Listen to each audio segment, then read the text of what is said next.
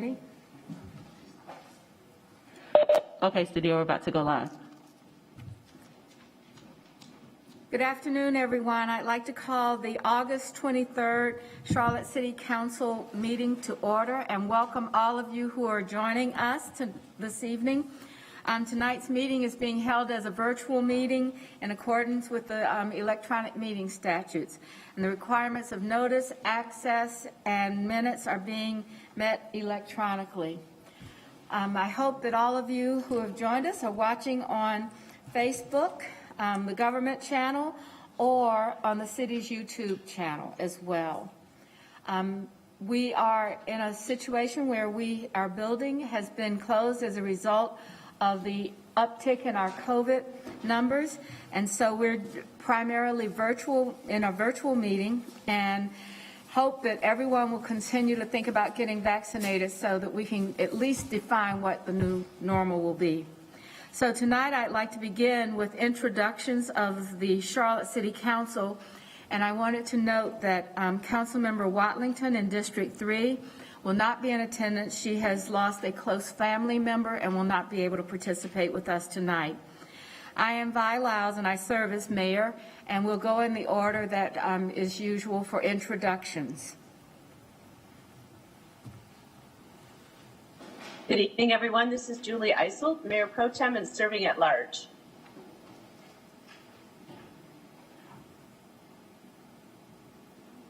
Braxton Winston at large. Mr. Phipps? Dimple Ashmira at large. Greg Phipps at large. Larkin Eggleston, District 1. Malcolm Graham, District 2. Good evening, Renee Johnson, District 4. Good evening, Matt Newton from District 5. Mark McCarty, District 6. Ed Trace, District 7. All right. And now I'd like to have the staff that helps us get through these meetings to introduce themselves. We'll start with our city clerk.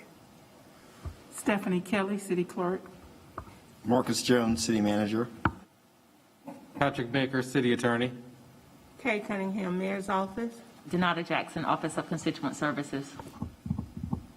All right. Thank you, everyone. We begin our meeting with an expression of inspiration. This evening, I'd like to take the opportunity to do this, and then we will be followed with the Pledge of Allegiance, and I'll just note when we're ready to go into that. So tonight, I'd like to recognize that Maya Angelou has given many people inspirations through the stories and the life that she led. She's one of my favorite writers. And she said, if you find in your heart to care for somebody, you will have succeeded. Over this week, I was inspired by many individuals and organizations who are successfully succeeding and do care so much about our city. First, I'd like to recognize that Pastor Brenda Stevenson passed away last week. Her church is in the historic Hoskins community. When she came to pastor that community, she saw the positive, the potential, and the people as individuals who needed hope. She started feeding those who were hungry, keeping children safe with after-school programs, and checking on seniors to ensure that they were being well addressed, their issues were being addressed. Charlotte lost a special presence in our community. To her family and to her church, we would like to acknowledge the work that she has done. She was good and she was faithful, and we are very sorry for her loss. Another opportunity that I had this weekend was with Crossroads Charlotte, a holistic community development organization serving the Greer Heights community. Mr. Phipps and I had the opportunity to learn more about the work that they're doing, and they're doing great work. But one of the things that I'd like to point out is that they are keeping Greer Heights with mixed income housing. And they are doing what we're striving to do as a result of saying that we can have a community that can include many types of housing, many types of price points. All of that is working because of Crossroads Charlotte. And I have to say that they had an exhibit about the history of Greer Heights that was exceptional, and you could see the pride in the neighborhood. And then later on Saturday of this week, there was a book bag drive on Cheryl Street in the West Boulevard Opportunity Corridor at the EJ Barbershop. E.J. Pope is one of our millennial entrepreneurs, and he gave backpacks filled with school supplies and snacks. He and his family have undertaken this work for many, many years, and it really speaks to the kind of commitment that you can have when you deeply care. So I hope that we, as elected officials for this great city, that we can be inspired by the many people that help us do the good work in this city. So with that, I'd like to ask everyone to stand, if you may or can, for the Pledge of Allegiance to our flag. I pledge allegiance to the flag of the United States of America and to the republic for which it stands, one nation, under God, indivisible, with liberty and justice for all. Thank you, everyone. So tonight on our consent agenda, items 24 through 47, we have no staff exceptions or deletions from the agenda tonight. And so do I have a motion? Motion to adopt the consent agenda. We have a motion to adopt the consent agenda. Is there a second? Second. All right. Is there any discussion or anyone that would like to comment?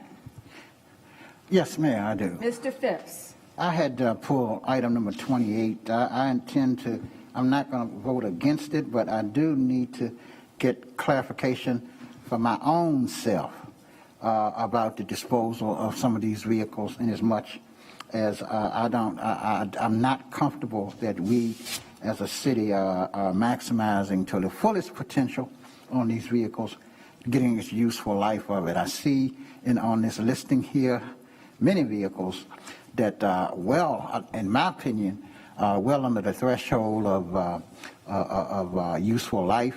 I mean, many of these vehicles are under 100,000 miles. I mean, we got Ford F-150s and other heavy-duty trucks that are built tough in America. And, you know, you go to a repair shop, you know, they says, hey, 100,000 miles on this Ford F-150, it's not even broke in yet.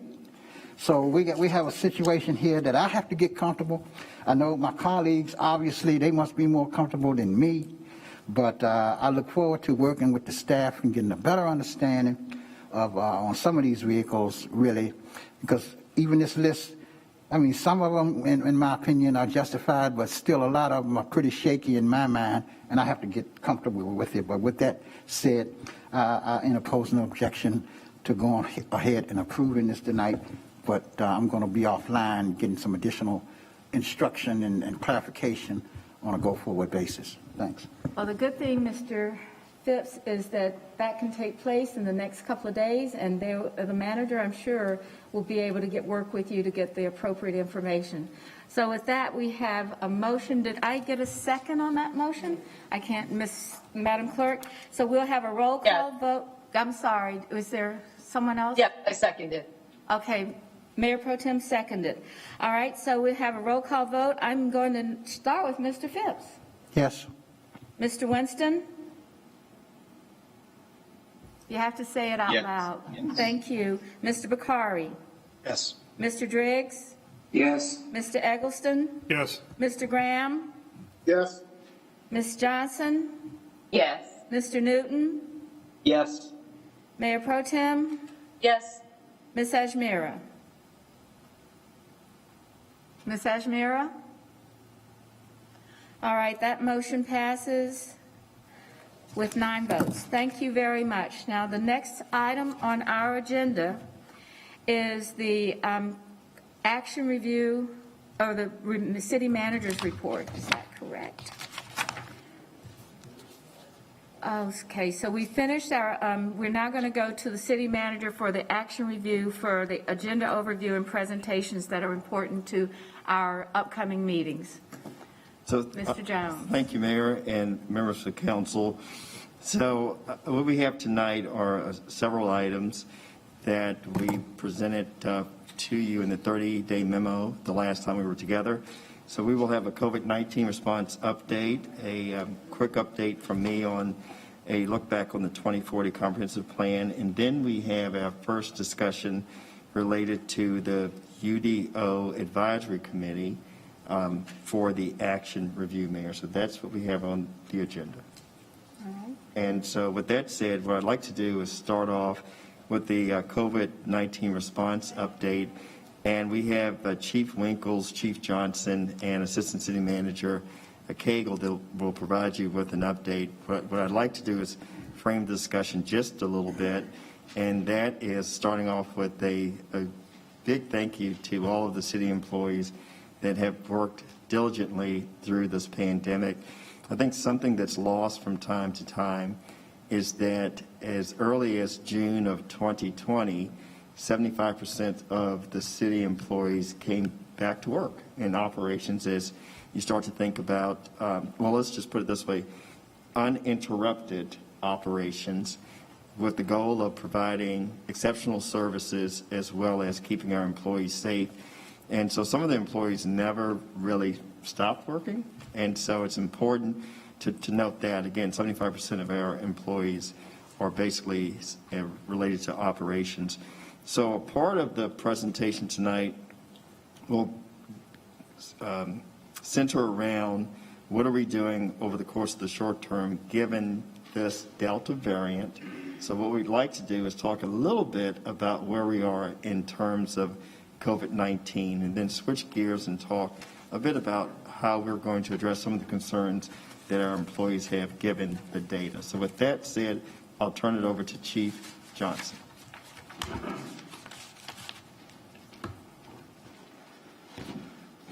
Thank you, Manager Jones. Good evening, Mayor and Council.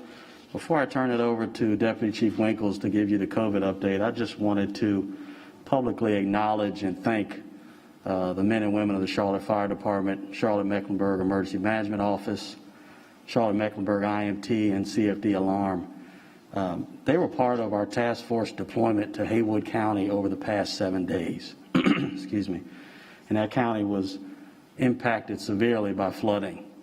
And our men and women went up there and did an outstanding job as part of a state response. But I had to publicly acknowledge them and just make you guys aware so that you know how proud I am of the men and women that actually work in our department. Thank you, Chief, and thank you for all of the folks that participated. It was truly a gift to that community that you could provide the services that you did. Thank you, Mayor. And now I'll turn it over to Deputy Chief Winkles.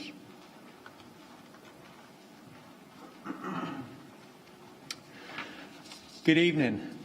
As he said, I'm Jerry Winkles, Director of Emergency Management, work alongside Chief Graham. These metrics have come from Mecklenburg County Public Health. As of this morning, we have 130,118 cases, netting 1,026 deaths.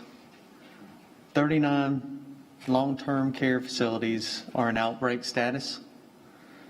The vaccination rate in the county is approximately 55% of the county residents have had their one dose, and approximately 50% are fully vaccinated.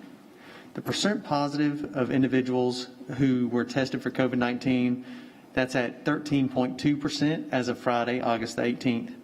This represents a slight increase over the past 14 days. Between March 22nd, 2021 and August 18th, 2021, the percent of fully vaccinated that have tested positive for COVID-19 is still less than 1%. This does not, however, represent all breakthrough cases, as these are based on self-reporting. Both hospitals are seeing an upward trend in the census numbers. And as all of you are aware, mask mandates, the Mecklenburg County Board of Health voted to issue public health rule that will mandate face coverings in indoor public facilities for all of the county beginning August 31st. This will be in effect until the COVID metrics improve. And then lastly, just want to let you all know that the Emergency Operations Center has opened back up or reactivated in a virtual capacity, and we will begin holding weekly COVID-19 briefings until we see a decrease. Thank you. Thank you, Deputy Chief Winkles.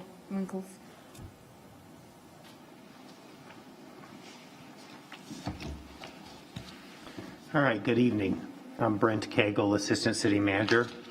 I'm happy to be here tonight. Unfortunately, want to talk about COVID-19. and what is happening with the Delta variant, and what our proposals are for our employees as we start to work through how to protect both the employees and the public that they serve from further spread of COVID-19.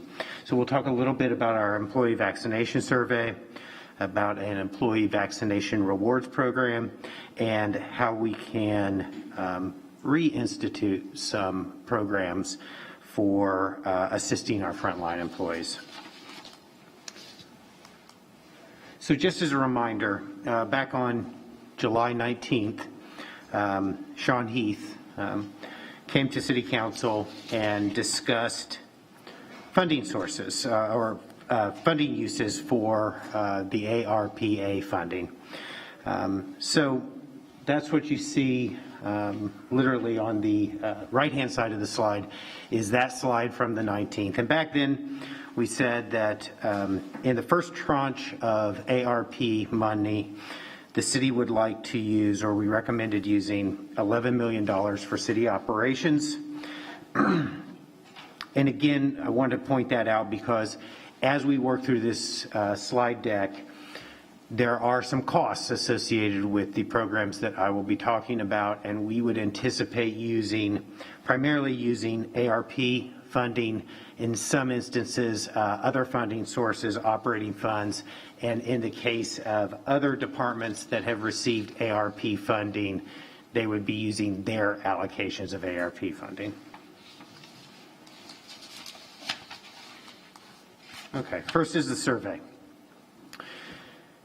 So on August 9th, the city opened an employee survey, primarily online, but we have a few hundred employees who do not have or do not routinely access our online systems. So there were some paper surveys that were also made available to certain employees, but primarily online through the city's HR system. Starting on August 9th, there was a requirement for employees to affirmatively answer one of three questions. The three questions were, I am either fully vaccinated, I am currently partially vaccinated, or I'm unvaccinated. Those were the three questions, and those were all that we asked for very specific reasons. The individual answers, right, how an individual employee answered, have been and will continue to be kept confidential. Only certain staff in HR can access that data, and it is part of a confidential record for the employee.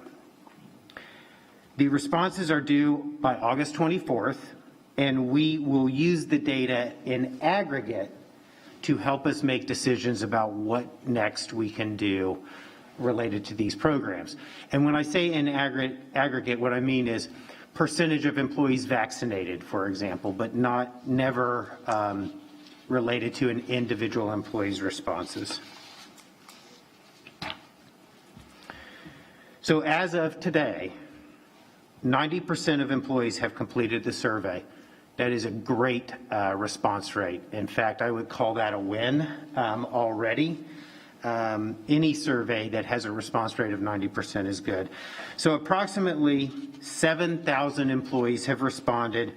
And what we see amongst the employees who have responded, we're seeing about a 66% vaccination rate, which again is very, very good. The final number should be available by August 27th, and we expect the employee vaccination rate to be somewhere in the 60% range. We don't know that it will maintain that 66% that it is today, but we also feel like it will stay in the 60s, which I think is also a very good result. I'll point out that currently the community vaccination rate is around 50%. So even in the 60% range, city employees will be vaccinated at a higher rate than in general around the community. Now, I think there's a couple key things to remember about the data. The most important thing is when we look at, well, let me back up. There's an important thing to remember about the city in general, and that is that roughly 75% of our employees are frontline or field staff and the other 25% are what I will call non-frontline or office staff. In HR speak, that could sometimes be said as exempt and non-exempt employees. And so here's what we're seeing when we drill down into the data. While 25% of our employees generally fall into the exempt category, the exempt category of employees shows a vaccination rate of about 81%. So above the city's current total average. And I think you can, knowing how numbers work, what that really means is that for the non-exempt employees, the vaccination rate is significantly lower at about 51%. And again, because the non-exempt employees are by far the largest portion of the city's employees, that means that amongst that large group, we really need to focus on how we protect them, protect the citizens they serve, and create programs that may help reward them or encourage them to become vaccinated at a higher rate. So the first thing I want to talk about is an employee vaccination reward program. Again, to keep our employees and our citizens safe and minimize lost productivity from COVID and COVID-related quarantines, we're proposing really a two-part reward program. Oh, I'm sorry. I didn't move the slide. I apologize. So we're proposing a two-part program. First part is really based on the employee as an individual and their actions. So it would be a reward for any employee who is currently or becomes vaccinated by September 30th, and that reward would be $250, a payment to those employees if they are vaccinated by September 30th. And I'll say the asterisk on that is for an employee who is currently unvaccinated, if they take the first shot of the two-shot Moderna or Pfizer, we would count that, but we would wait until they show proof of vaccination before making the payment. And then the second is a team reward. And the team reward is really about the city as a team. And that would be an additional $250 payment for all vaccinated employees if, as a whole, the city reaches 75% vaccination rate by September 30th. So again, going from that mid to lower 60% to 75% over the next roughly 30 days would, if we can do that, that would then qualify the vaccinated employees for an additional reward of $250.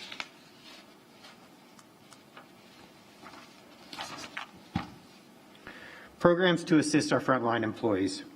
So we have heard, as many of you probably have also, from a lot of our employees with concerns about what the city is doing to help them as they deal with their jobs in this COVID environment. And we've listened. The first thing is we'd like to reinstate emergency medical leave. In emergency medical leave, we ran this program earlier in COVID, and it expired on June 30th of this year. So we'd like to reinstate emergency medical leave for 7 days, an additional 7 days to the employees, which can be used for any positive COVID case that the employee has or that their family has that would require them to be out of work, and to use in the event that they need to quarantine associated with a COVID exposure. The second thing we'd like to do is reinstate premium pay for frontline employees. We would like to offer 8 weeks of premium pay to all frontline employees starting August 28th, and the premium pay would be a 5% increase to the base rate of pay for the frontline employees. There we go. So the costs. We've talked about a lot of exciting programs, a lot of programs that I think are needed given that we have the Delta variant, but we also know that All of these programs have costs. So again, in context of that $11 million proposed for city operations and the ARPA funding, these programs would basically cost, the individual vaccine or reward program would be approximately $1.5 million. The team vaccine, if achieved, would be an additional approximate $1.5 million. Premium pay and emergency leave, we estimate to be $2 to $3 million. So we're talking about somewhere around a $5 million program. Depending on all of the costs, it could be a little bit more or possibly a little less if the team vaccine reward is not achieved. But that's where we're looking at. With that, I will wrap up and open to any questions if there are any. So thanks, Brent. As we start to take the questions, a few things I just would like to put into the room, and that is I really appreciate all the hard work, Brent, and also I think Sheila Simpson is around the corner who's been working on this, and our CIO, Renee Askew, to pull together a mechanism in which we could do a survey in such a short period of time, and also the budget whiz, Ryan, who's also in the room. I know some questions will come up. One of the things that we tried to do from the beginning is to use the data to help us in decision making. The other thing is we want to try an incentive program or carrot, if you will, before we start to discuss things like the stick or mandating certain protocols. But right now, the concept, much like at the beginning of the discussion, we set aside roughly 15% of this first tranche of the ARPA funds for things that are, let's call it administrative related. So this would eat up maybe half of that. Again, it's very different than the CARES funding, where I believe closer to 40% of those funds were used administratively. So again, trying to get out in front of this with employees in top of mind, as well as continuing to deliver exceptional services. So that's what we're trying to capture today, Mayor and Council. All right. Thank you, Mr. Jones. Mayor Pro Tem Eisel is recognized. Thank you, Madam Mayor. Brent, thank you for the presentation. Just a question I have. The premium pay and the, what's it called, premium pay and family leave, or? So there are two programs, emergency medical leave, and then a separate program, premium pay. So would those be offered equally for people that have been vaccinated and for those who have not been vaccinated? Yes, ma'am. Okay. And I can certainly understand where even when somebody's been vaccinated, they have a family member that gets sick. They need to, have that time to care for them. But I'm just wondering if there was thought that went into that leave time for somebody who was not vaccinated but then got sick. And presumably they're going to get a lot sicker, as they could get a lot sicker, the data shows. So was there any thought about that at all? Yeah, so we looked at that, and I will say we did talk about should some of these programs be different or offer differently between the vaccinated and the unvaccinated. And what I would say on the programs to assist frontline employees, I think where we landed on this was a frontline employee is a frontline employee. They are out there serving the city and representing the city in the community. And so we wanted to make these programs available to all frontline employees, regardless of vaccination status. Okay, and I understand that, and I absolutely honor the extra risk that goes along with being a frontline employee. But by the same token, those are the ones that aren't getting vaccinated. And that to me is really concerning. And I wonder if there's more impetus that we could put out there to get vaccinated, especially if you want the city to step up and cover you if you do get sick and you chose not to get vaccinated. It's just my... Mr. Jones, would like to reply to the Mayor Pro Tem. So Mayor Pro Tem, I don't disagree with you. One of the things that we try to do is, I guess, over the next 30 days, to the extent possible, encourage individuals to get vaccinated. What I will tell you is that after September 30th, I'm not sure we will have the same level of leniency with those individuals who have not gotten vaccinated. But again, we tried to have the tent as big as we could for this incentive program and the encouragement phase of the program.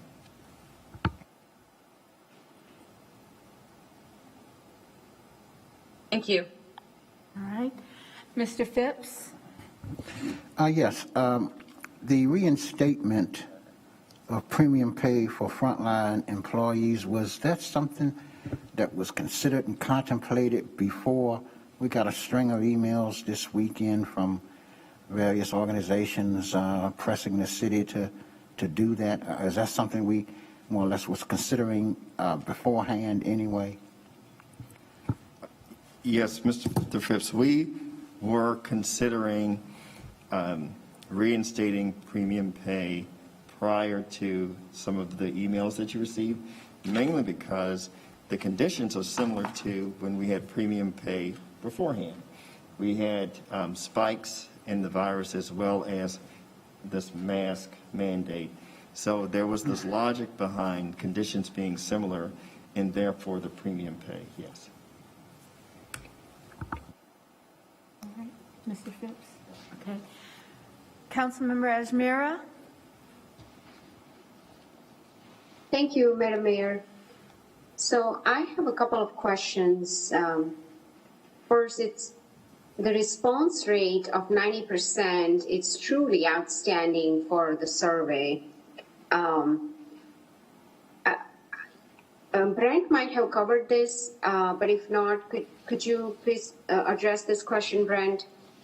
So do we have the target percentage that we are trying to hit in terms of the herd immunity?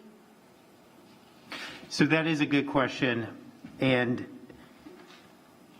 here's my answer to that. We have been talking about that for many weeks. As many weeks as we've been talking about what we can do to encourage vaccination, we've been talking about what is a good vaccination rate.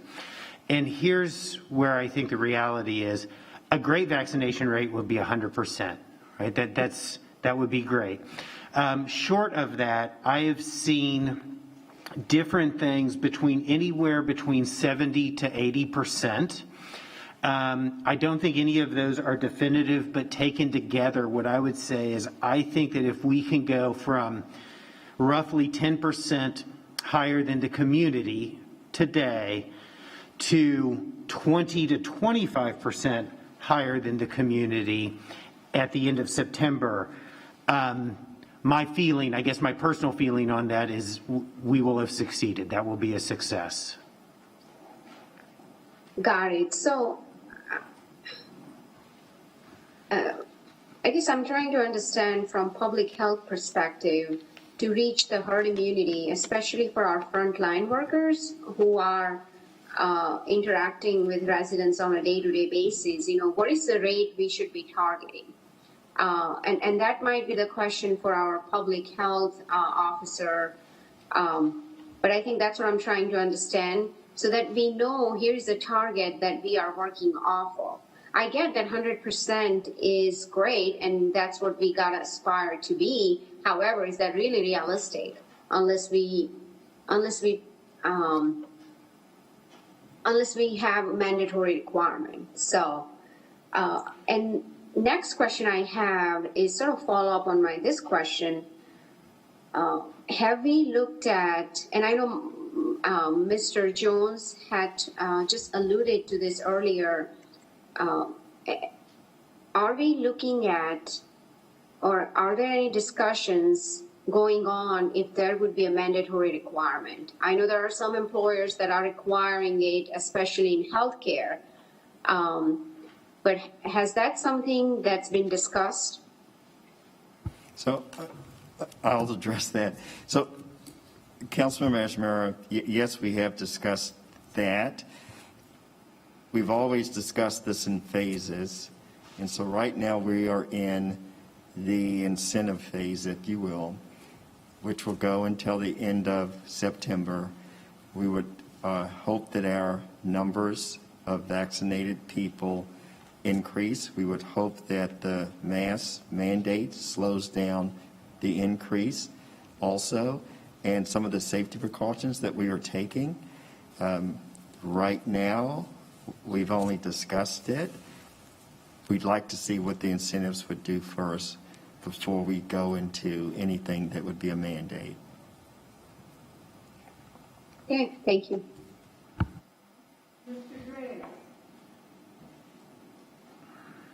Mr. Driggs? Thank you, Mayor. So I agree with the premium pay and emergency leave, and I think that's consistent with the intent of the federal funds. I think that's kind of right on target in terms of the kind of uses they have in mind. Concerning the vaccination program, one concern I have here is that if we don't have a threshold for the individual vaccine reward, we could have an outcome where there are quite few additional vaccinated people. And I would comment here that the people who haven't gotten vaccinated, given how easy it is to get vaccinated, may have just chosen not to. And the question is, how much difference will an incentive of $250 make to them if that was their decision? So there's a possibility in my mind that we get a relatively low response rate. And if we have a situation, for example, where 300 people decide to get vaccinated in order to participate in the individual reward, at a cost of $1.5 million, that's $5,000 that we have used funding that's available for all kinds of purposes in order to accomplish those 300 vaccinations. It's very expensive. And you can run other number examples. If we get to the team vaccine reward, it would take something like 600 or 700 people to get there. That would be $3 million. And once again, you average that out, and it does translate into a lot of money because we are paying everybody. And I realize we can't pay people who get vaccinated and thereby implicitly punish the people who haven't. But I am concerned that there are many needs here, and that this is just very expensive at several $1,000s per vaccinated person. So I would suggest at a minimum that we have a threshold for the individual vaccine reward of, say, 70%, and then step up to 75% for the team reward, so that we're not in a situation where we may have had only 200 people get vaccinated at a cost of $6,000 or $7,000 for each of them. And I hope we'll study this structure a little more and kind of consider those scenarios and the costs involved. Again, recognizing that the uses that we have found for federal money in the past in terms of public relief and so on, the needs are still out there. And we do need to be accountable for the cost of this program. Thank you. Mr. Driggs, I want to just ask if we can get some additional information. I am aware that we have had city employees with COVID in the hospital for more than a month, more than 2 months, more than 3 months. And so we're paying for this one way or the other. And in the cases where people have not been vaccinated, which I think is a majority of them, I'd just like to see what the cost has been for our health care and the issues that we've had with people being out. I know that we're not the private sector where you can count what does it take to recruit and keep someone, but if we have information on the number of long-term employees that have been hospitalized, I think we have to balance this out in some respects. That I don't disagree with the thresholds and the idea. I actually think that that's really good points to make.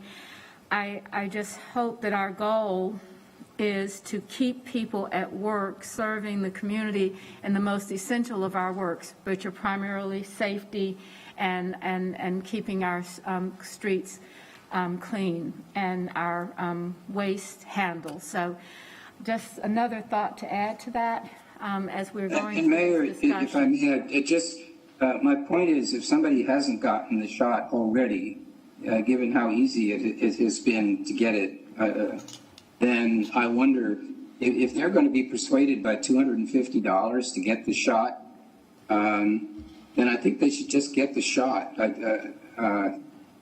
The difficulty I have here is that we're paying a lot of money to people to do something they ought to do. And I feel that the people that really don't want the shot because they're afraid for their health are not going to get it because of a $250 incentive. And there's a lot of overhead in this plan to the extent that we are offering this money to 6,000 employees, regardless of the success in terms of getting more people vaccinated. So I would like to just have the individual vaccine reward be subject to some kind of evidence that this is working. And you're right, there's probably more analysis we could do on costs in terms of the potential to save medical costs. But if we get 200 people who get vaccinated and we've spent $1.5 million, I can't imagine that ratio is favorable. Anyway, thank you. Well, I agree with you, Mr. Drakes. This is really something, but I've said this to the team, is that $250 can be, I believe, an incentive, and we may know more as we gauge or go through this if we make the decision to support this effort.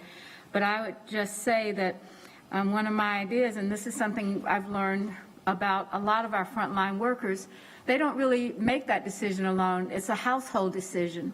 And if we can get a spouse to say, yes, well, you're going to get that shot for the $250, and then they bring one other person, we've got to look at this in a totality of what we're trying to do, not just in our own workforce, which I know that this is a major cost, but one, if the federal money doesn't really get to the cause of getting people more vaccinated so that we can have this immunity going on, this is just going to continue and continue, and I don't know that there's any end to it. So I understand that we ought to look at this seriously, and so just the human side of it and what we're doing is really important, but I would hope that a lot of decisions are made by family, not just an individual, and this could impact a family, especially at that amount of money, as much as we look at our frontline workers. That could, I believe, make a difference in the amount.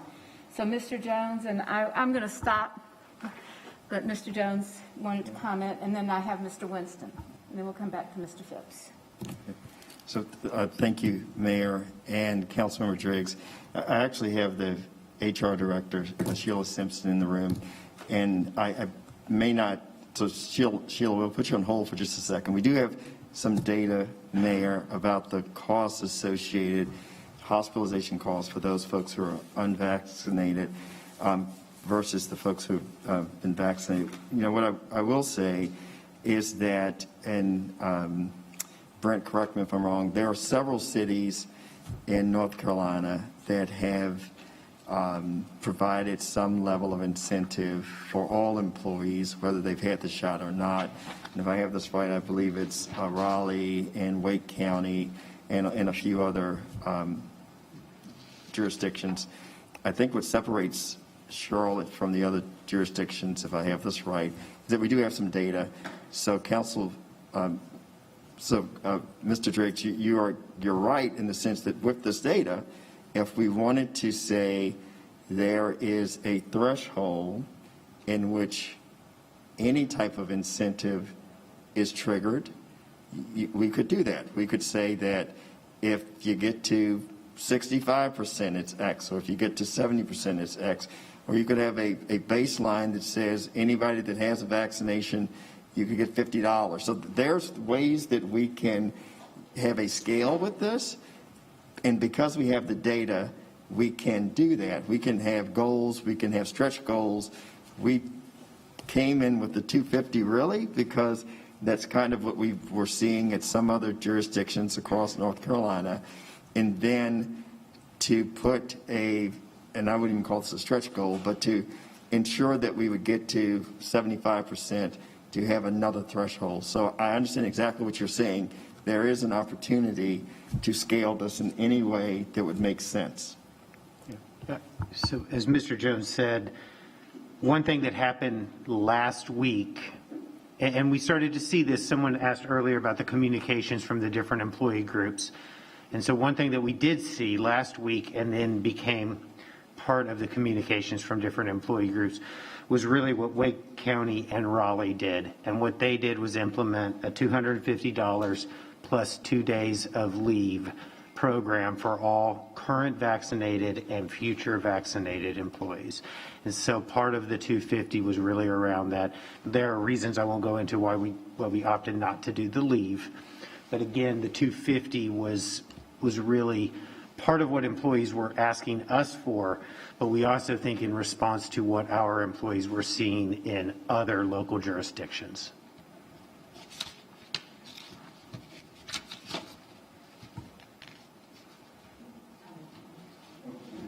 Hey, thanks. Good evening, Mayor and Council. Mr. Driggs, one of the data points that has not been discussed yet tonight of our employee population and their families. So this is the people who are on our benefit plan. We've had about roughly 1,000 people who have been treated for COVID-19. And of those 1,000, we've had about 800 of them who had to be hospitalized or overnight treatment in a hospital. And the cost for that has been about $2.8 million. We have, to our knowledge, we have at least 3 individuals who are employees, and those 3 individuals have had severe cases of COVID, and so their treatment and their care is pretty long-term, and those are pretty costly in claims, and it's just 3 people there. So for the vaccination data, we've had on our plans, those who have been vaccinated, that cost has been slightly over $200,000. So the data does tell us that treatment is critical. And the key treatment that we would like to have is preventive treatment, and vaccination has been the strongest preventive treatment tool out there that we have noticed that's helpful to the health of the employees, the health of their families, and therefore the health overall, not only just their physical health, but also a financial health. It is an extreme difference in the claims costs for vaccinated individuals versus those who have not been vaccinated and have to have hospital, and those who have had to have hospital treatment. Thank you. You're welcome. I think we had Mr. Winston. Mr. Yes. Winston? Yes. So these are very good carrots, but I believe that we need more sticks. A significant portion of our workforce has office space that extends into the living rooms of our constituents. When folks call 911 or 311 or they go to the airport, they need help. They need our help. Help in the form of services that the city of Charlotte and its employees are uniquely qualified to provide. They usually can't go anywhere else. Calls to us for help should not be a death sentence for our constituents. We should not be perpetuating a pandemic that we have a duty to put down. This is a matter of public safety, and it is the responsibility of the people in this meeting to ensure. I hope that we will do this swiftly and not wait until September 30th. We are waist deep in the throes of a tidal wave of COVID-19. And on top of that, from a payroll perspective, we employ labor that is highly trained and not easily replaced in the loosest of labor markets. But we are in a very tight labor market. And it seems fiscally and operationally imprudent to not mandate that the vaccination of all of our employees. We have come with a great carrot, but the potential of long COVID and unvaccinated workers is well worth starting to wield some heavy sticks and hammers to get our workforce to a place where they don't put our constituents in danger when they come to health. So I hope we will find a way to mandate this Thank you, Mr. Winston. before September 30th. Thank you, Mr. Attorney. Thank you, Mr. Winston. Ms. Johnson? Councilmember Johnson? I'm sorry, Max is barking. I'm not going to be able to ask the question. Well, let me just try. I'm sorry. I apologize. You mentioned the incentive for all employees. I wanted to know if we could get some data from other cities that have incentivized employees on what the increase was. And also the state, I know the state is offering a $100 incentive for individuals during the month of August or for a closed period of time. So if we could get some data from those jurisdictions that have already tried the incentive to see what that increase is, and then that might give us an opportunity on how to proceed on the distribution, or if we're going to offer to all employees or just the ones that have received it. So I just think that's an opportunity to obtain data. This has been tried in other cities and currently in our county and the state. I think, Ms. Johnson, Mr. Jones will be able to respond to that. Yeah, Councilmember Johnson, I'm not sure that the other municipalities are as far as we are in terms of having this type of data. That's why we did the survey. I know that some of the other jurisdictions just started to implement this, I believe, last week. So, Brent, would we have any data from anybody So we can else? go back and double check. We are not aware of any data that would indicate the results, the change in vaccination rates associated with specific incentive programs, because most of those programs, Raleigh, Wake County, those were just launched literally within 7 to 10 days ago. I think the other important thing is there are jurisdictions that I'm aware of that may have offered incentives, but the difference being they didn't have a baseline before they started, right? And so it was an incentive for anyone who brought a vaccination card, right? So they know who brought vaccination cards and received an incentive, but they don't know who had the vaccination card before the incentive was announced. And that is one of the key differences, I think, with where we're at. Again, this is something that we talked about and really thought about, was having good data when we started so that we can measure results and determine what program changes should be made or could be made into the future if we're not seeing the results that we expected or want. And so I do think that this is unique to Charlotte in that we have taken great pains to promote the survey. Our employees have really stepped up and completed the survey. And now we have a very extensive data set. We know where we stand as a baseline before we start putting programs out there. And Ms. Johnson, did you also ask if you were comfortable in our incentive amount? Is that one of your questions? You're on mute. Thank you. Well, I was just looking at the state's vaccination program, the $100 summer card. So I think that is an opportunity at least to get an idea of what the results are or how that's impacting individuals. If there's an increase, in July or increase in August versus July, or I would like to, if possible, be able to hold some requirements or constraints or accountability, I guess, for those dollars as well, if we're able to. Mr. Jones, Mr. Jones wants to address your comments, Ms. Johnson. Thanks, Councilmember Johnson, and we'll pull as much data as we can. One thing I'd like to do for, the mayor and council is to just take a moment to talk about some of the thinking behind the recommendation.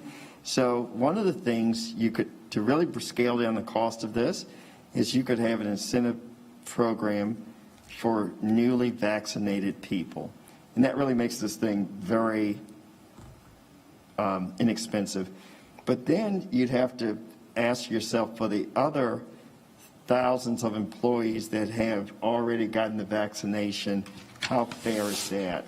So a lot of the discussion went into, fairness. The other concept is we could skip the incentive program and go directly into mandates and more of the stick, which we could do also. So there is the risk, as Councilmember Driggs has said, that with this incentive program, that you may get several hundred people, and is that success? But what Sheila said is that having more people vaccinated, we'd like thousands as opposed to, to hundreds. It also helps us in terms of some of the costs to the city. So there's costs associated with the ARPA funds, but there's also costs associated with the overall city when it comes to healthcare and costs related to COVID. So I just wanted to let the council know a little bit of the thought process behind why the big tent. Ms. Johnson made me think of something, and I don't know if this is a question, because booster shots are going to start pretty soon. The idea that after a year, 8 months to a year, you're going to have another shot. So I think that's something that we ought to really be considering as well as we go towards this program. And I know we asked if you've been vaccinated. I don't know how many more rounds of this it will take, but I hope at some point that if it does require booster shots, it becomes more like the flu shots, and we just invite our team of people from our healthcare system to come over and give everybody a shot. But if we don't get everybody done the first time, we're going to be always questioning the ability to have this virus contained to get to the boosters. So that's another reason that I think about this. But I think the question that Ms. Johnson asked is, it's timely. It's like right now, what do you get for doing this with unvaccinated people? At least they will not be on the route to another vaccination within a year because of the new Pfizer approval today. So that's helpful information for me anyway, as I get ready to go get my booster shot. And I'm not going to get the $250, I promise you. All right, Mr. Phipps, you want to say something else? And I think we'll be. Yeah, I was, given today's announcement that the Pfizer vaccine was fully approved by the FDA, I wanted to know, what impact that would have on the manager's decision if we don't meet our numbers by the end of September.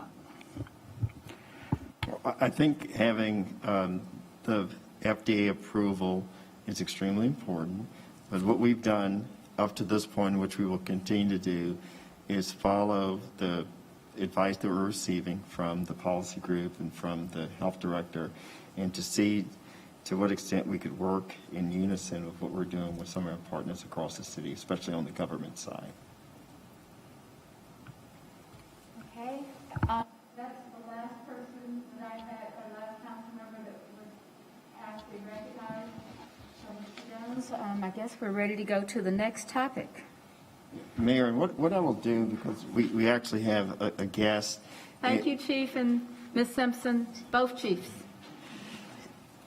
Is we had a bit of a discussion that was earmarked for a look back on the 2040 plan. A lot of that has to do with community engagement, and a lot has to do with what's important to the council.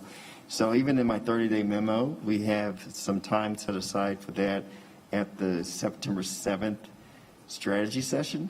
So what I'd like to do, Mayor, is yield the time to the guests that are here tonight to talk a bit about where we're going with the UDO, if that's fine with you and council.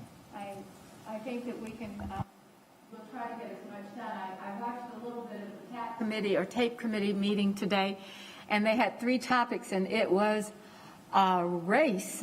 So let's go ahead and try to make sure that we hear from the Unified Development Ordinance Advisory Committee update. And so with that, Allison, are you going to tie someone? Well, thank you so much, Mayor and Manager Jones. So we are at that point where you've taken a decision on June 21st with regards to the comprehensive plan policy, and then we're working on our policy map at the moment. But what I want us, before we get into releasing the drafts of the Unified Development Ordinance, to have an idea of what the Ordinance Advisory Committee, through the leadership of Mr. Tony Lathrop, your former Planning Commissioner, Chair, as well, what they've been working on.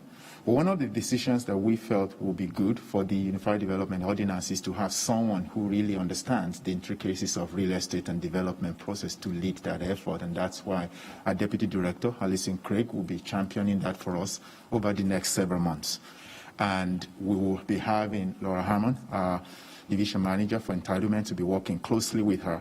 We want to make sure that as we engage in this process, not only are we delivering draft to you, but you also have someone who understands a lot of these dynamics in that process. But before you ever see that draft, the first one, we would like Alison and Mr. Lathrop to share with you what the Ordinance Advisory Committee has been doing. You also get to see a couple of videos of some of the members. So, Alison, thank you. Ty.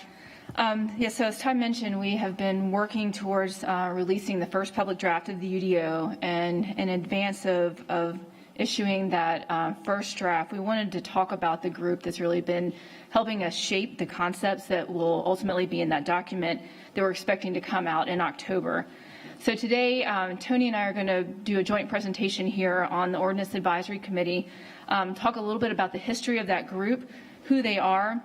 As Ty mentioned, our corporate communications staff have interviewed several of the Ordinance Advisory Committee members just to talk to them about why they're participating, what they think the benefit of the Unified Development Ordinance is for our city, which is part of what you'll hear tonight.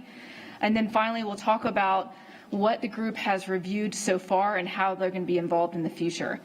So I'd like for the presentation to start off led by Tony Lathrop. So Tony is an accomplished attorney with more than 30 years of land use experience.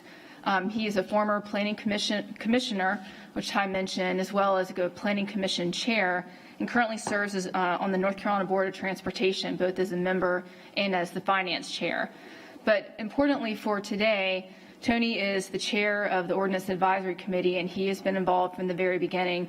He's very much engaged in the process with the people, and I think he is the best person to really talk about what this group has done and what where they're headed. So I'm going to turn it over to Tony.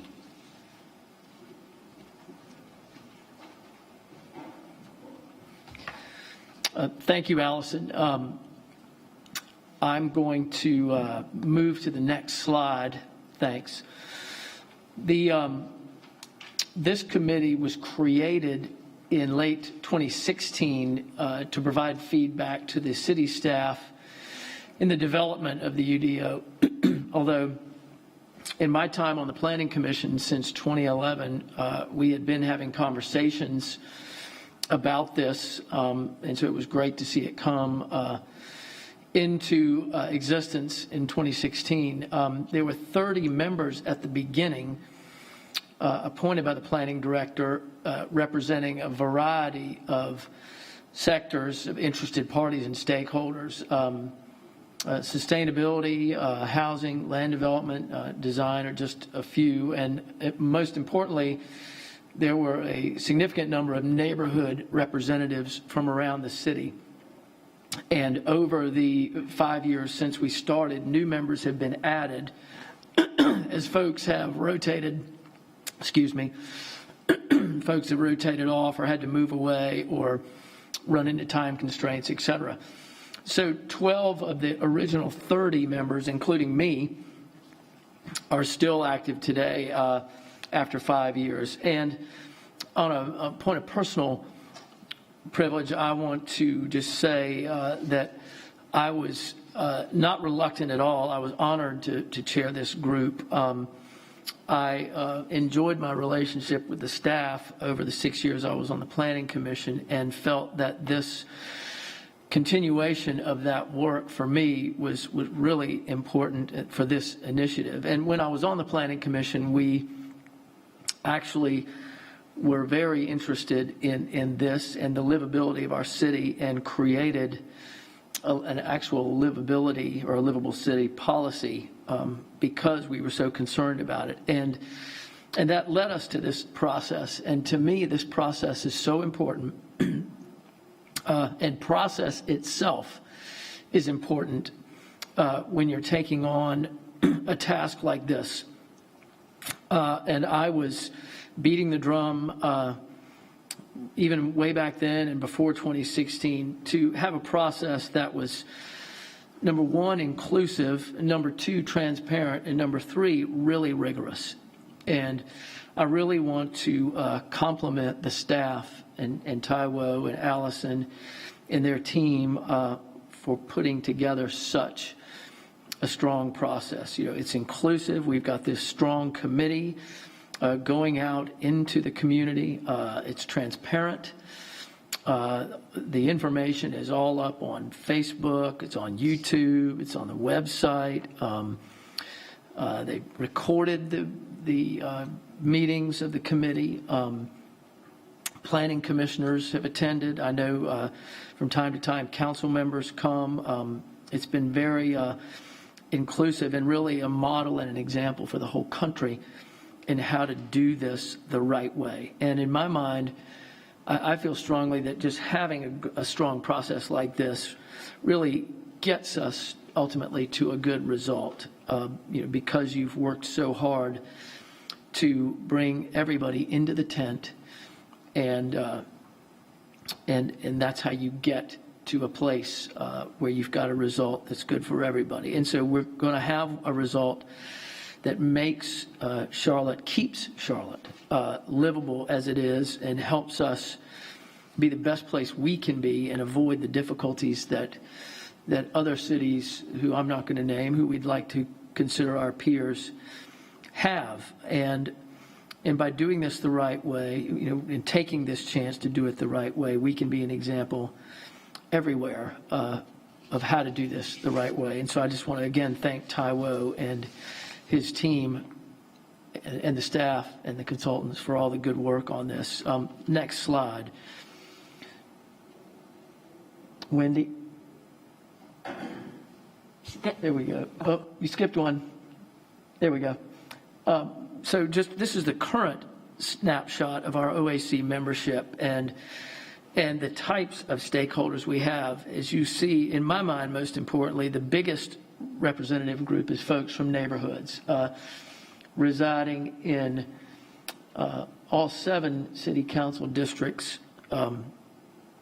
13, and then, of course, representatives from sustainability, environmental occupations, landscape and design, architecture and engineering, and, of course, land development. The team has prepared a very short video that I want to tee up now, just where some of the members of the committee have been interviewed. It's only a couple minutes. So I'm going to ask Wendy and the team to roll that video now.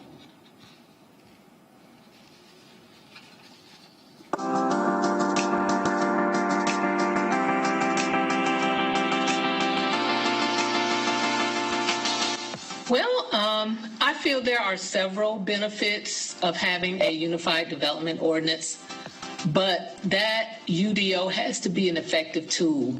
I say that because it is the critical piece to implementing the policies that will bring life to the vision of the 2040 comprehensive plan. I sort of liken the UDO to a pot of vegetable soup. There are many, many intricate ingredients that have been stirred together in that UDO, but when it's all said and done, it should really effectively preserve and protect and improve the built environment of Charlotte. The issue with having silos where you have trees in sort of one silo and stormwater in another silo and roads in another silo and signage in another silo is at some point they conflict. Like everybody wants more trees, but if you build a wider road, that inhibits your ability to have trees. And if you build more roads and sidewalks, that creates more stormwater. And so there's just inherent conflicts, and streamlining the ordinance, certainly updating the ordinance is extremely important. I think it's great to have all of the ordinances in one place, stormwater, sign, zoning, subdivision, etc. That makes for more efficiency and convenience. I believe it will be more compact as opposed to the 800-plus page zoning ordinance that we have now, so it will be easier to use. It'll be better organized, and it will also be updated to reflect the city that we live in now, as it is now, with an eye towards the future. I think it's important for the community to know that the UDO process will simplify the way planning and development is done in Charlotte in the future. And it's been a collaborative process to pull this whole document together with a lot of input from different people. We invite the members of the public, those that live in Charlotte, to join us on this UDO process. Visit charlotteudo.org to learn more. Thank you, Wendy. If you could advance to the next slide, please.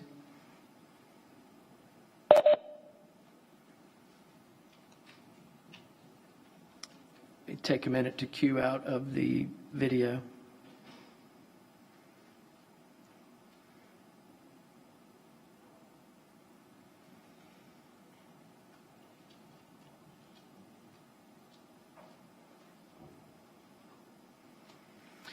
Well, I'm just going to go ahead and talk and hope that they catch up with me on the slide. I've got a hard copy in front of me.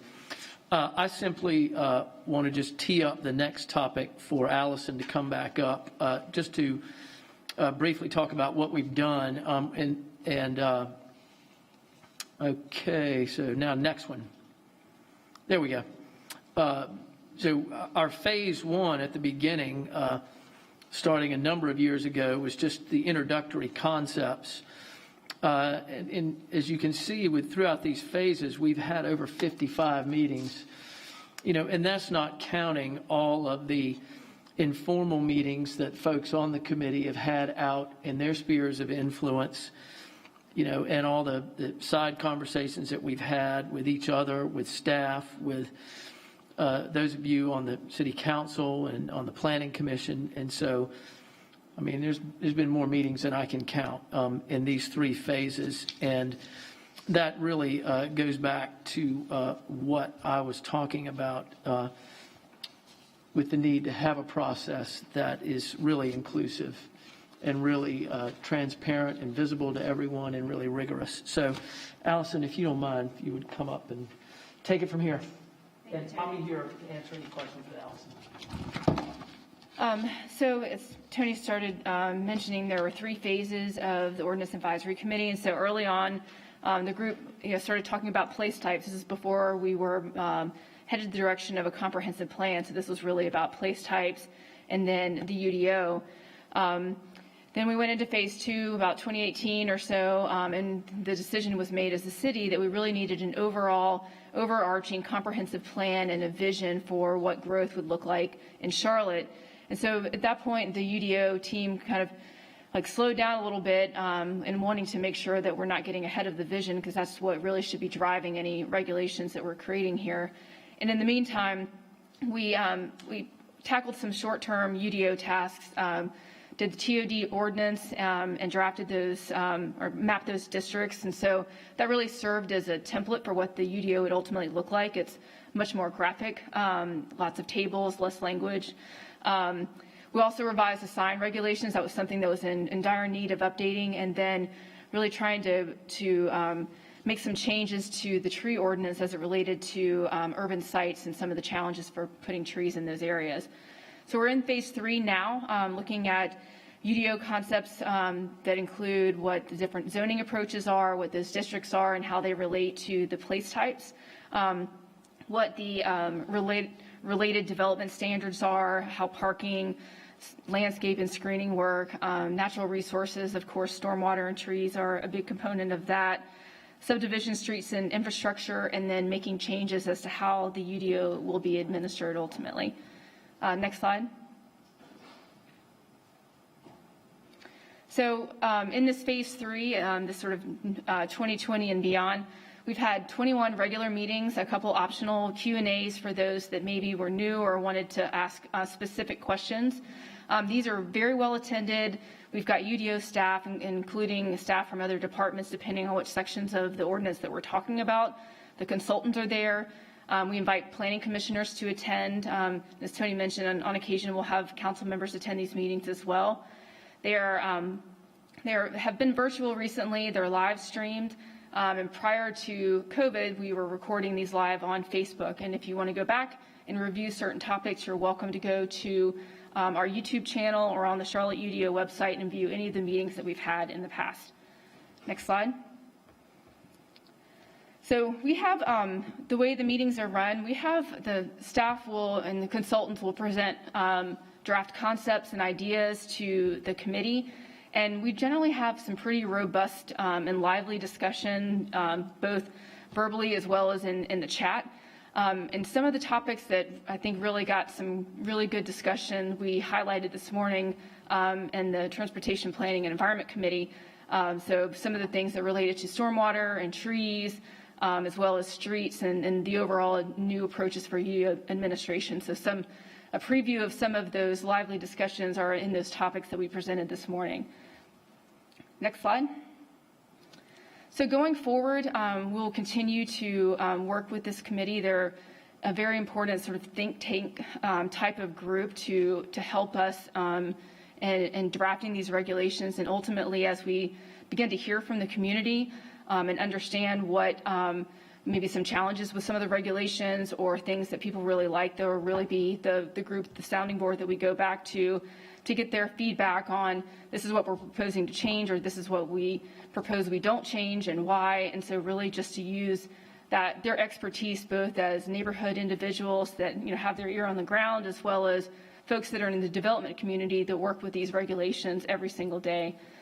We also ask that they serve as ambassadors really just to get the word out and make sure that people are aware of what is going on and how they can be engaged and involved and how it can affect their neighborhood. So really relying on these OAC members to do that as well. Next slide. So while this presentation has been focused on the Ordinance Advisory Committee, I want to make sure that the people realize that there's still a lot of work ahead and that there's a great deal of time for the neighborhoods and the development community and council to shape what this document ultimately looks like. The first draft will come in October, in early October, we hope, and there will be 3 subsequent drafts after that. So there will be time to provide input, to engage with staff, to provide comments, and that those will then be reflected in drafts that occur down the road in the process.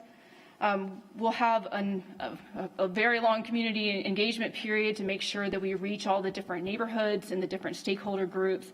And what that looks like will certainly depend on what the state of the public health is. We're hoping that we'll be able to do in-person meetings at some point, but certainly virtual meetings, and we're going to have a series of informational videos, really this sort of choose your own adventure where you can go in and really find the different topics that are of interest to you, or even have a self-guided tour of this if you want to get an overview of what the Unified Development Ordinance is. These are the videos you should watch.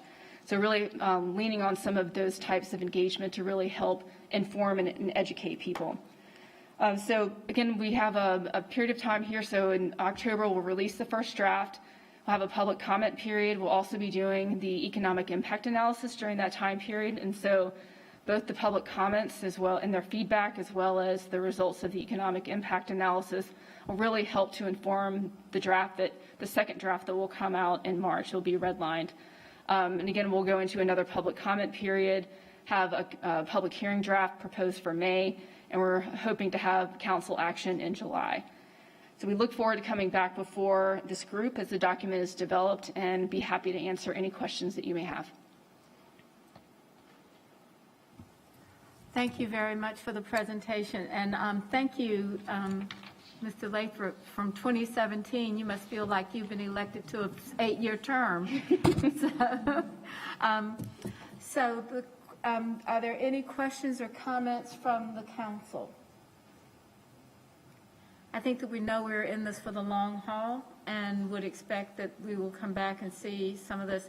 If I recall, the number one issue that all of the council members kind of in summary said, engagement has to be strong, it has to be a dialogue, and it has to result in options and choices. So I think that that came through clearly on the work that we're talking about today. Did I miss anything in the characterization? Options, engagement, details, anything else? Anyone else from the council? Well, thank you again. We'll see you again, I'm sure, Yes, as you we will. continue Thank this you. dialogue. All right.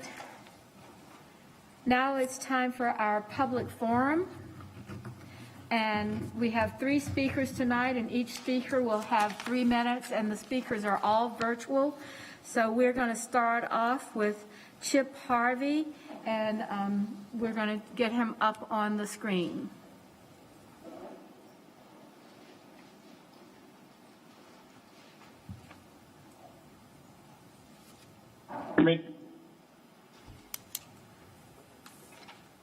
Hey, good evening, everybody. Can you all hear me? Yes, we can hear you. I'm not sure if my camera is working, but so be it. All right, and thanks everyone for your time tonight, Mayor and council members. I appreciate it, and thanks for putting this on for the public. The one topic I wanted to talk about, actually, on the second topic now, based on conversation, is a bill that was recently passed by the North Carolina State Legislature that protects North Carolinians' credit from surprise medical bills and predatory medical bills as well. These can happen when someone maybe has an emergency and that an anesthesiologist comes in, puts them out, and they have a surgery. The anesthesiologist is out of network, even though they have a very nice benefit plan. And they get billed $2,000, $3,000. Medical bills are the leading cause of bankruptcy in this country, and 50% of Americans have less than $1,000 in their savings account.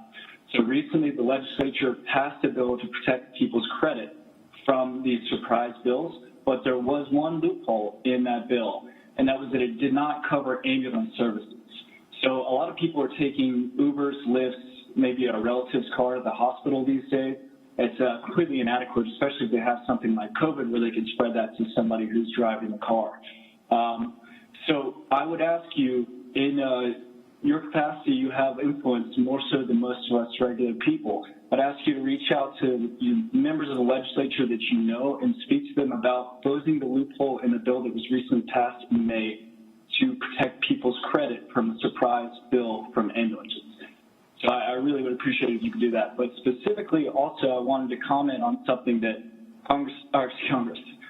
Council Member Eiselt mentioned. She mentioned that the health plan might want to not cover people's COVID claims if they have not taken the vaccine in the hospital. I'm actually a benefits consultant for Gallagher, and under Section 105H, non-discrimination of Employee Retirement Income Security Act, you could be subject to a discrimination lawsuit. So any savings for the medical plan by removing that coverage could immediately be lost by a lawsuit. So I wouldn't recommend that in my professional opinion. But thank you so much for your time, and hope you guys will be able to help with those medical bills, because a healthy credit for Charlotteans means a good economy and more tax money for Charlotte-Mecklenburg County. Thank you. Thank you, Mr. Harvey. Thank you for the advice. It's always good to get something right at the, in real time in response to what we're doing, and we appreciate that. And we also understand the issue around medical. It's Ed Driggs. I just wanted to comment that I received a bill for $900 for an ambulance ride from Carmel Road to CMC Pineville. So, Chip, I really appreciate your comments. Thank you. Thank you very much. we do understand this issue. Like many issues, I think that we have new eyes and new ways to look at it, and we'll do some research into the best way that we can address and resolve this and get that information back to you. Thank you very much, Mr. Harvey. Our next speaker is Lamont Woodard. Mr. Woodard. Hey, hello. Hello, thank you for joining us. Hey, how you doing? I'm doing well. I hope you are. Yes, I hope all is well. Yes, it is over here. Yeah, well, I'm Lamont. I own a tech company, Woo LLC, thewoodata.com. We provide IT services, education, data management, security, marketing, brand strategy, stuff like that. The reason why I wanted to speak today, because I wanted to come here and commend you guys at the council for your commitment and attitude towards innovation and transparency by passing the non-discrimination ordinance. You know, I just want to say thank you to you guys for it being so beautifully. And, you know, to let you guys know, though that step is difficult, it is in the right direction. It is. It most definitely is in the right direction. As the city growing and things like that, these steps help me and my team better align our interests with the city's plans and hopefully, you know, remain in Charlotte a part of its continual plans and creating new ones. Interacting, you know, with the local municipalities, the student bodies, the law enforcement, company engagement, more stuff like that down the pipeline. I have a team. We usually sit down weekly and build with one another. A group of us was wondering if the city had any ideas on research development, marketing strategies, participation from people with diverse backgrounds, such as myself. I would be considered a tree lover, but I'm cool with that, you know, because I like adventure and things like that. So we can still share wisdom with one another, between each other. My daughters are, you know, they eventually don't see the world bigger than I am. So, and also a friend of mine just finished competing in the Olympics. She was beautiful. I plan on linking her with a friend I met in Charlotte who has a billboard in Myrtle Beach. I met him at the anime convention this weekend, and it was amazing. But IT brings us the ability for communicating and ability to learn from each other. Thank you, Mr. Woodard. I really appreciate when we hear from someone who lives in our city to say thank you about the work that we're doing and understand. But you certainly sound as if you have interesting ideas and innovation. I hope you'll watch us more often. Thank you very much. Okay, thank you. Our next speaker is Mabel Hemphill. Ms. Hemphill? Ms. Hemphill did not join us tonight. All right, so Ms. Hemphill, we hope that we'll hear from you another time. So the next item on our agenda is a public hearing, and we're now going to, we have no speakers go up. May I have a motion to open and close the public hearing? Motion to close the public hearing. All right. Second. Thank you very much, Mr. Eggleston and Mr. Driggs. So motion to close the public hearing, Mr. Phipps? Yes. Mr. Winston? Yes. Mr. Bakari? Yes. It was low, but he said yes. I have to hear it. Mr. Bakari, can you say it out loud? Yes. Thank you. Mr. Driggs? Yes. Mr. Eggleston? Yes. Mr. Graham? Yes. Ms. Johnson? Yes. Mr. Newton? Yes. Mayor Pro Tem? Yes. Ms. Ajmira? Yes. All right. Motion to adopt a resolution authorizing and approving an installment financing contract for the proposed financing and calling for the execution and delivery of various documents necessary to complete the sale of certificates of participation. All right. I'm with him. Second. We have a motion by Mr. Eggleston and a second by Mr. Driggs. Is there any discussion? All right, hearing no discussion, we'll now have the roll call vote. Mr. Phipps? Yes. Mr. Winston? Yes. Mr. Bakari? Yes. Mr. Driggs? Yes. Mr. Eggleston? Yes. Mr. Graham? Yes. Ms. Johnson? Ms. Johnson? I can't hear you. Yes. Mr. Newton? Yes. Mayor Pro Tem?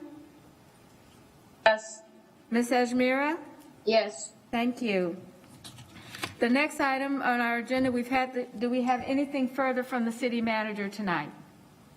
No, Mayor. All right, without the city manager's report. The next item is item 11, an interlocal agreement to adopt a resolution authorizing the manager to negotiate and execute the interlocal agreement with Mecklenburg County through the Criminal Justice Services to provide an alternative to arrest for youthful offenders. Do I have a motion? Motion to adopt. Mr. Eggleston, do I have a second? Mr. Driggs, is there any discussion? Hearing no discussion, all in favor, we'll have a roll call vote. Mr. Phipps? Yes. Mr. Winston? Yes. Mr. Bakari? Yes. Mr. Driggs? Yes. Mr. Eggleston? Yes. Mr. Graham? Yes. Ms. Johnson? Yes. Mr. Newton? Yes. Mayor Pro Tem? Yes. Ms. Ajmira? Yes. Thank you Madam very Mayor, much. just if I may belatedly, as we kind of ran through that quickly, but I do hope that folks watching take note of these types of programs that we continue to pursue in terms of different ways to address the violent crime that our city's facing and make sure that we're putting young people on the right path. Thank you very much for reminding us of that, Mr. Eggleston. All right, so the next item on our agenda is item 12, approve a 5-year reimbursable agreement with Audrey Properties for construction of a portion of Goose Creek Sanitary Sewer Extension and adopt a budget ordinance appropriating $3 million. Motion to approve and adopt. Second. All right, we have a motion and a second. Is there any discussion? Hearing none, Mr. Phipps? Yes. Mr. Winston? Yes. Mr. Bakari? Yes. Mr. Driggs? Yes. Mr. Eggleston? Yes. Mr. Graham? Yes. Ms. Johnson? Yes. Mr. Newton? Yes. Mayor Pro Tem? Yes. Ms. Ajmira? Yes. Thank you. Okay, so that was the last item on our business agenda. I wanted to ask, we had nominations for various boards and commissions, and the nominations were submitted, but we had a total of, we have more? Okay. We were a little bit concerned because at the beginning at 5 o'clock, we were like 6 or 7, and I didn't know if we had those that had 6. So tonight, the council considers nominations to various boards and commissions. So the council members sent their nominations to the clerk, and the names will not be read. Tomorrow, the clerk will email the council with names of applicants that received at least 2 nominations, and these candidates will be considered for appointment at the next business meeting. Any applicant receiving 6 or more nominations can be considered for appointment tonight upon a motion and a second and a majority vote of council. The names of all nominees will then be recorded in the official minutes of the meeting. So the city clerk will announce the results of the nominations.